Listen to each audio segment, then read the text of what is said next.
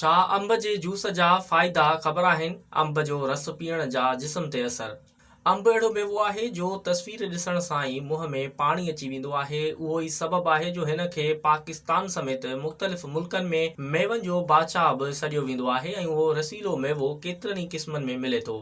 हीउ मेवो सिहत लाइ तमामु घणो फ़ाइदेमंद हूंदो आहे ऐं उन खे खाइण सां जिस्म खे केतिरा ई फ़ाइदा मिलंदा आहिनि। पर छा अंबनि जो रस या जूस बि सिहत लाइ फ़ाइदेमंद आहे या न?